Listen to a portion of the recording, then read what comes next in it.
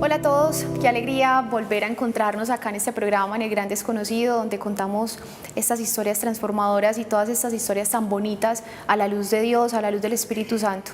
Hoy no es la excepción, por supuesto. Hoy tenemos a una médica general.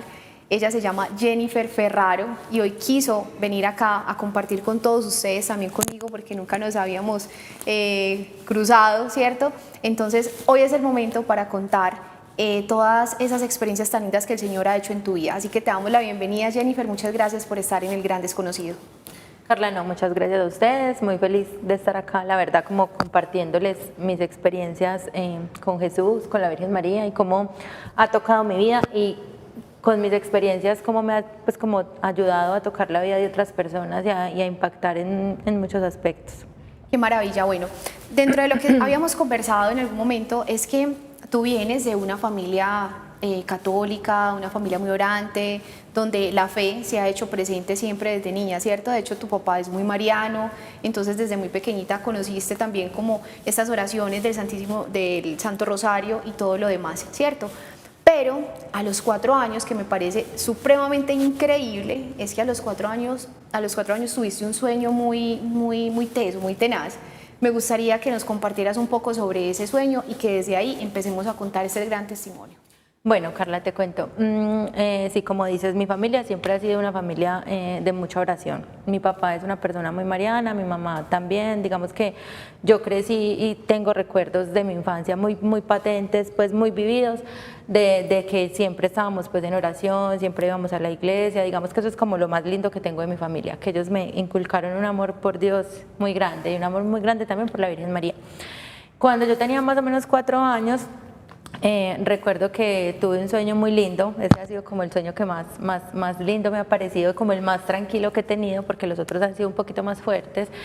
Y soñé que veía a la Virgen María, digamos que es una virgencita que nunca he visto en mi vida, nunca la he visto en ninguna imagen, en ninguna advocación, y ella era una virgen que tenía muchas luces de colores y las luces le salían de todo el cuerpo. Era una luz que no te puedo describir cómo es porque no la he vivido pues acá en la tierra. Y era una virgencita que estaba rodeada de muchos niños que estaban haciendo oración. En esa época pues yo tenía 4 años, obviamente yo no tenía idea de por qué soñaba eso, pero ella me llamaba y me empezaba a mostrar los niños y me decía que se los llevara para que oraran con ella. Y yo me acuerdo pues solamente que en ese sueño sentí muchísima paz y fue un sueño muy lindo. Me desperté y lo recuerdo tal cual como si hubiera sido ayer, nunca se me ha olvidado. Entonces ese fue como el primer sueño, como la primera experiencia que tuve con ella, que ya con los que te voy a pues como ir contando, vas a ir como atando cabos para que más o menos sepas pues como cuál era el propósito que tenía. Vamos a entender. Bueno, ¿y este sueño se lo compartes a los papás? Sí, yo se los compartía. 4 añitos, Mis papás siempre han sido, ellos siempre han sido de mucha oración, entonces ellos digamos que al ver pues que yo tenía pues como esa bendición, porque pues verla a ellas es una bendición, ellos oraban mucho conmigo y siempre, como te digo, toda la vida ha sido una vida de mucha oración. Ellos son de comunidad, pues son un matrimonio muy unido. Digamos que ellos me inculcaron pues como el amor así súper grande por ella. Mi papá siempre ha tenido un amor muy grande por la Reina de la Paz, entonces digamos que siempre hemos tenido como esa vocación como el centro de la familia y bueno, digamos que ahí fue que empezó pues como todo. Bueno, entonces va pasando esta niñez muy tranquila, por lo que veo pues con Dios, un Dios muy presente en el hogar, llega la adolescencia, llega esa juventud. ¿Qué empieza a pasar ya como a partir de los 16 años, que empiezas también a experimentar como todos estos sueños? Yo no sé si durante ese lapso de años llegaste a tener otros sueños, otras experiencias, o fue a partir de esos 16 años. Pues digamos que los sueños que recuerdo así muy vividamente sí fueron a partir de los 16 años. Yo, como te dije, toda la vida pues crecí en un hogar muy mariano, entonces siempre pues fuimos de mucha oración. Digamos que en la época de la adolescencia para uno es difícil porque digamos que los jóvenes en esa época pues no tenían como a Cristo pues y a Jesús como la base de su vida. Entonces era difícil porque mis papás eran personas que pues digamos que me cohibían de muchas cosas, buscando cuidarme obviamente de todo lo que sabemos que hay en el mundo. Yo siempre supe que quería ser médica desde que tenía 3 años, lo supe, siempre pues digamos que esa fue como mi decisión de vida. Pero a los 16 años yo todavía no no había entrado a la universidad, no tenía pues como un camino ya estructurado. Y una vez, pues como el primer sueño que me impactó muchísimo y me dio muchísimo pues miedo, la verdad, fue con la Virgen María. Yo estaba, hagamos de cuenta que estaba como en una especie de loma, ¿cierto? Y venía una procesión de personas que venían orando y venían todos llorando y se veían muy tristes. Y en medio de todas esas personas estaba la Virgen. Yo digo que es la Virgen Dolorosa porque así la vi en mis sueños. Estaba vestida de luto, llorando mucho. Y digo que era una loma porque por la parte de abajo venía un ejército. Y ese ejército que venía empezaba a tocar las puertas como de las casas que estaban alrededor y comenzaba a sacar los niños de las casas y empezaban como a tirarlos a un contenedor. Y ella empezaba a llorar mucho. Y me empezaba a decir que orara mucho por los niños, que ella me pedía mucha oración por los niños, que le ayudara a salvar sus niños, que a ella le dolía mucho lo que estaba pasando con sus niños. Para ese momento yo, la verdad, yo no, pues, no lo interpreté de ninguna manera, no pensé como que de pronto no que me estará pidiendo. Sí, claro. Exacto, yo no le di pues como la importancia que le di haber dado. Pero igual me impactó bastante, me impactó bastante porque digamos que pues era algo que yo a veces pensaba como pues porque estoy soñando estas cosas. Claro. Como en mi casa eran tan marianos y eran tan católicos, pensaba mucho como de pronto es mi inconsciente, de pronto es que me estoy imaginando cosas y yo la verdad no lo vi como algo, como un llamado, no, yo lo vi como algo y lo dejé pasar. Ese fue el primer sueño. O sea que hay más sueños. Sí. por ese hincapié que haces. Todos son muy parecidos. ¿Quieres compartirlos? Sí, claro que sí. Bueno, después de eso pasaron, ponle año y medio. Yo entré a los 17 años a la universidad, bueno, comencé a estudiar medicina. Siempre, no sé por qué, siempre he tenido como un amor muy grande por los niños. De hecho, me encanta la pediatría, me gusta mucho, pues no sé, siento que la infancia define la adultez. Entonces, lo que tú eres de niño es lo que va a definir qué vas a hacer tú de adulto, ¿cierto? Sí. Entonces, les he tenido como un amor muy grande y estoy totalmente en contra del maltrato, de todo, pues de como todos los crímenes y vejámenes que uno ve que se cometen pues como contra la infancia. El caso es que bueno, ya estando pues en la universidad, tuve un segundo sueño. Yo estaba en una capilla, era una catedral, no era una capilla, era una iglesia muy grande. Y yo recuerdo que yo entré a la iglesia y la iglesia estaba oscura, no había pues como nada de luz, y me paré enfrente como al altar de la iglesia y yo miré hacia arriba y vi a la Virgen, otra vez a la misma que había visto en el primer sueño. La vi vestida de negro y la vi muy triste. Y yo cuando entré a la iglesia no había visto a nadie en la iglesia estaba sola. Y de pronto la iglesia se comenzó a iluminar con muchas, como si hubieran prendido muchas velitas. Y cuando yo miré hacia atrás, habían cientos de niños alrededor de la catedral orándole a ella. Y ella me miró y me señaló el altar. Y en el altar había una nota.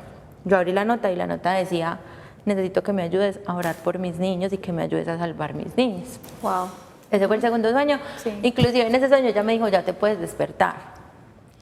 En ese sueño me dijo eso y yo me desperté y yo dije, bueno.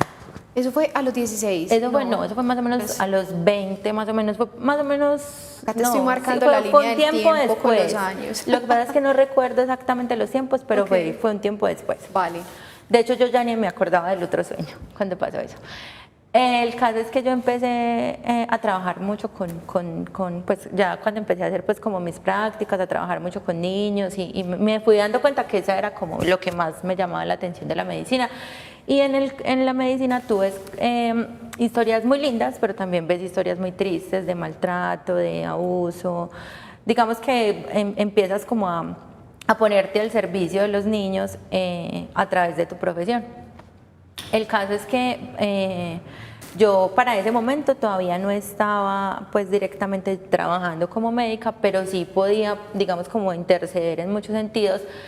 Sin embargo, yo no había comprendido todavía como el sentido de mis sueños. Todavía no lo había comprendido y tiempo después, más o menos un año después, porque los sueños no eran seguidos, soñé que la veía otra vez a ella, a la misma, porque siempre es la misma, y ella estaba con Juan Pablo II. Para esa época, eso fue tiempo después de que él se murió. de que él se murió y solo los vi paraditos orando. En ese sueño no me dijeron nada, no me pidieron nada, simplemente estaban orando.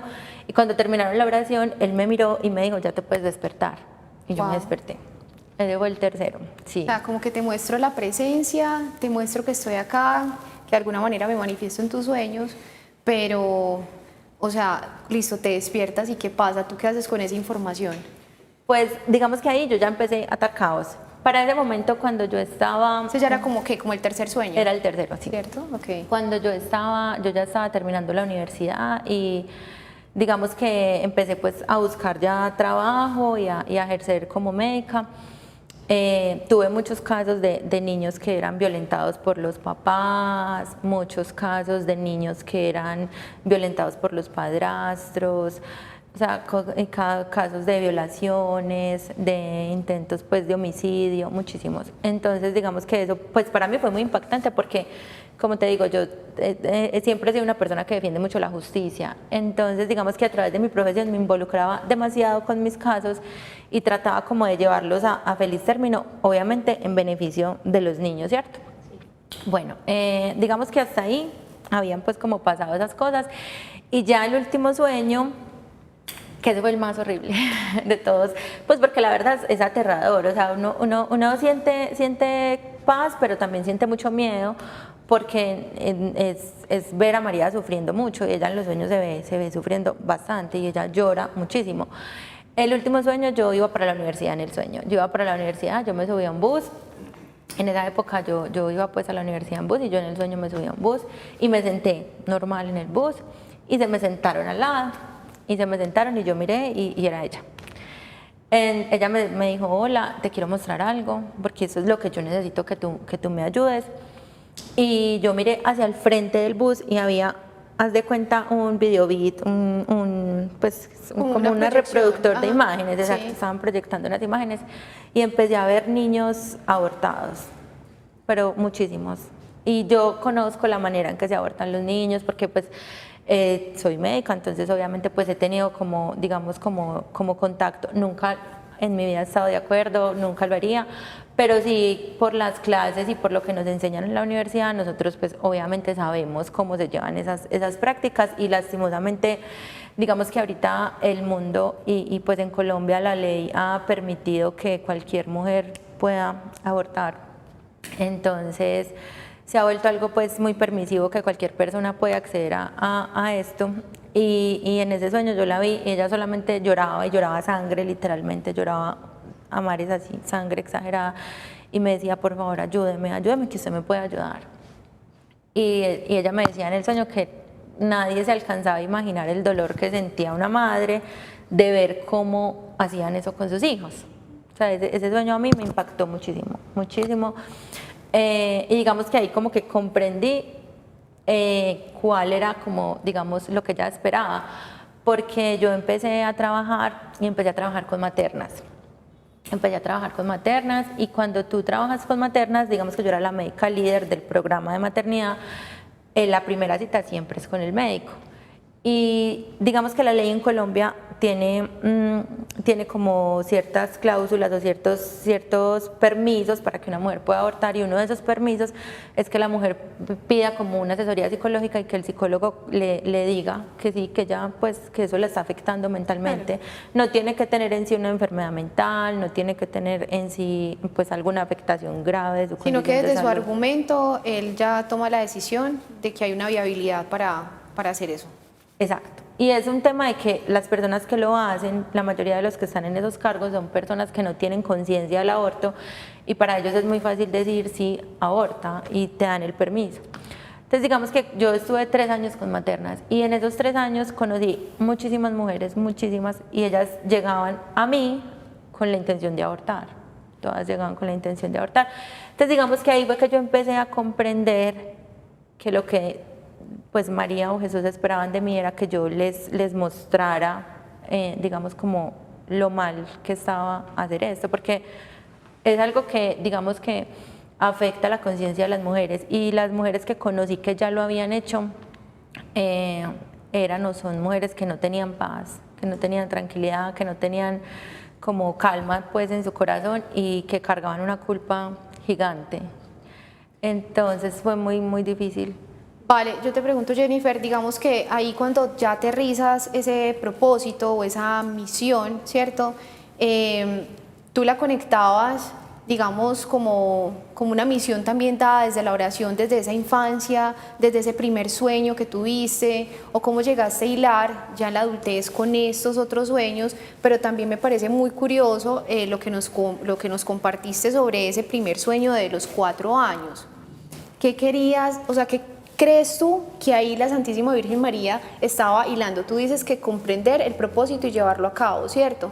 Pero tú crees que desde ese lado de la fe, desde tu infancia con tus padres, desde esa semillita, todo eso, se te permitió abrir de manera genuina el corazón para que obviamente Dios actuara en ti, porque finalmente cuando uno hay heridas, ¿cierto? Lo que hablamos también, hay muchas heridas que cuando uno no las desata, que cuando uno no las sana, que cuando uno no rompe con eso, pues es muy difícil que la acción del Espíritu Santo entre a actuar. Entonces, en tu caso, pues a través de los, no sé, de los sueños, que es demasiado complejo porque aparte los recuerdas muy bien, pudiste ya conectar con eso. ¿A qué voy con esto? Es que es importante entender que si bien tenemos heridas, que hay raíces de amargura, que de hecho se han hablado incluso en otros programas, que todo eso es importante sanarlo. Si yo quiero realmente encontrar también propósitos, si realmente quiero encontrar esa misión, porque tú al día de hoy, tú me estás diciendo que llevas, o sea, luchas incluso por eso, lo vives, lo sientes y finalmente estás en una etapa de tu vida donde tú me decías que tienes un hijo, ¿cierto? Tengo un niño, sí. Y que cuando él cumpla cierta edad, tú vas a retornar como a vivir esa experiencia ya más de cara a los bebés y a estas maternas y todo lo demás. Bueno, yo pienso que Dios, siempre he pensado que Dios te elige y no lo digo por mí, lo digo porque Él decide tocar el corazón de las personas y lo que hemos pues escuchado muchas veces que me parece totalmente cierto, Él no escoge personas santas, Él no escoge personas perfectas, Él no escoge personas buenas. Yo tengo muchas heridas, he tenido una batalla espiritual y una lucha gigante en muchos sentidos de mi vida y he tenido que orar mucho, que estar muy, muy pegadita a Él para que me ayude a salir de muchas situaciones que he tenido pues como a lo largo de la vida. Sin embargo, la oración sí hace que tú tengas, digamos, como una conexión o que tengas, digamos, como ese sentido de humanidad que muchas personas no tienen. A mí me pasa que, digamos, muchos médicos que conozco, muchos ginecólogos que son los que hacen estas prácticas de aborto, son personas que son totalmente vacías de Dios. Son personas que no tienen a Jesús en su corazón, que no viven, que no ven la vida como un don y como un regalo, sino que la ven más como un objeto, un instrumento que yo quito y pongo, y realmente el dueño de la vida, el que la da y la quita, es Jesús, es Dios. Correcto, así es. Y digamos que he visto eso, las personas que están de acuerdo con estas prácticas o que lo hacen, no tienen, son personas que tienen, digamos, una vida tan vacía y tan falta de Dios, que para mí eso es como el vacío, que no tienen a Dios en su corazón, que ellos se acuestan a dormir tranquilos y ellos no sienten que están haciendo algo malo o no lo ven como un pecado o no lo ven como algo que digamos que puede impactar en una familia, porque he tenido pues la oportunidad de conocer muchas mujeres que han abortado y cómo el hecho de abortar les ha cambiado la vida tanto. Total, y les ha traído como tanta desgracia para ellas, para la familia. Incluso las personas que lo hacen, aunque son personas con mucho dinero, son personas muy vacías y muy tristes, que tienen todo económicamente, pero que no son felices. Así no es, son felices. Jennifer, dentro de la experiencia que has tenido en la clínica con estas pacientes y todo, está la experiencia con una vecina que me compartías que, digamos, que tenía como un llamado, o sea, ella quería tener sus bebés, todo, pero cuando llega a la clínica encuentra como esa barrera, esa negativa, y pues le dan un consejo, entre comillas, para que aborte, ¿cierto? Habla contigo. ¿Y qué pasa para que rápidamente, pues tenemos unas foticos, las fotos son un poco sensibles, creo que hay autorización de los padres, hay autorización total de los padres, ¿cierto? Pero igual vamos a pasarlas un poco rápido y para ver finalmente al día de hoy ese bebé en qué condiciones está tan especiales, ¿cierto? Cuéntanos un poco de eso para que ya empecemos a darle como esa conclusión a este testimonio tan hermoso, Jennifer. Bueno, digamos que yo he tenido la fortuna, porque es una fortuna, la mayoría de las mujeres que me buscan como médica me buscan para que yo les diga cómo abortar. No lo hacen como para evitar abortar, sino para que yo les indique qué tomar, qué hacer. Y digamos que es una bendición que Dios me las mande porque lo que yo hago es, digamos, como hablarles y tratar como de persuadirlas de que no lo hagan. Sensibilizarlas. Exacto. En este caso, mi vecina tenía un embarazo gemelar. Ella tenía un embarazo gemelar de muy alto riesgo, los niños venían muy mal. Y digamos que la opinión de los médicos especialistas fue que había que sacar los niños y los niños ya tenían 24 semanas cuando le dijeron esto. Entonces la decisión de ella era abortar sus hijos porque ella se iba a morir o se iban a morir igual sus dos hijos. Lo que el médico le dijo, inclusive en la historia clínica estaba, es que la vida de los niños y de ella corría peligro y pues que lo único que podían hacer era salvarla a ella. ¿Cierto? De hecho, estamos viendo en pantalla estas foticos. Y se llama Miguel Ángel. Se llama Miguel Ángel. ¿Cuántos años tiene Miguel Ángel? Miguel Ángel ya tiene un añito larguito. Entonces, digamos que eran dos. Era Miguel, el hermanito, y bueno, la mamá tuvo pues una lucha muy grande, una batalla muy dura contra ella misma, tuvo que estar mucho tiempo hospitalizada y fue muy duro, pero ella, digamos que tomó la decisión de dejar todo en manos del dueño de la vida, que es Dios. Y ella le entregó a Dios sus hijos. Y lo que yo hablé con ella fue, si Él se va a llevar a tus hijos, que sea Él el que se los lleve. Que tome la decisión. Si Él te va a llevar a ti, que sea Él el que lo haga. Y si Él les va a dar vida, Él lo hará. Él sabe cómo obra, Él hace sus cosas perfectas. Pero nosotros no somos nadie para actuar sobre la vida y menos sobre la vida de un bebé. El niño nació, el hermanito nació, nacieron de 27 semanas. El hermanito nació muy mal, inmediatamente nació, el hermanito se murió.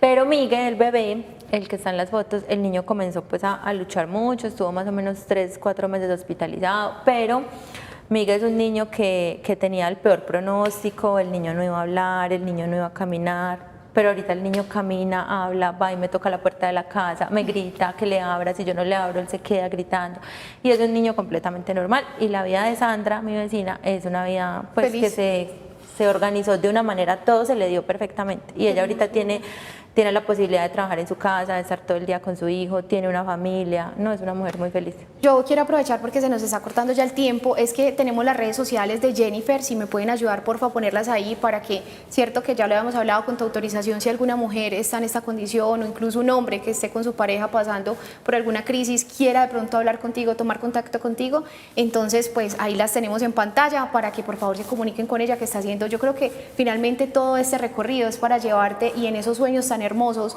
a recrearte esa misión, ese propósito de vida que por lo que veo también te hace muy feliz, muy feliz. Entonces Jennifer, muchas gracias. El espacio es demasiado corto, pero creo que la sustancia de tu testimonio ha quedado y es la invitación a la vida, ¿cierto? Total. A la vida y finalmente pues pegarnos del que todo lo da, del que todo lo puede.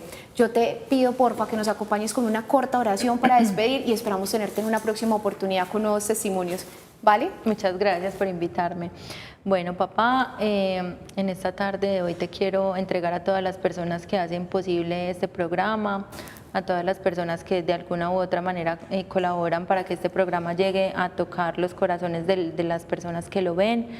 Te pido que derrames toda la sanidad posible, todas las bendiciones posibles sobre las personas que nos están viendo en este momento, que toques sus corazones, que seas tú quien vele por tomar decisiones sobre sus mismos deseos y sobre sus mismos impulsos, que seas tú quien les dé el discernimiento para que hagan las cosas según tu voluntad. Te pido hoy en especial por el tema que estábamos tocando, por todos los niños del mundo, te pido que en este momento seas luz para las mujeres que están pasando por un mal momento y tienen que tomar una decisión, que la decisión siempre sea la vida, que la decisión siempre sea seguirte a ti y confiar en que tú vas a disponer todos los recursos para que las cosas y los momentos difíciles que estén pasando se solucionen de la mejor manera. Amén. Amén. Muchas gracias, Jennifer. Qué especial tu testimonio. Muchas gracias por habernos compartido y haber abierto como el corazón a contar estas experiencias tan especiales.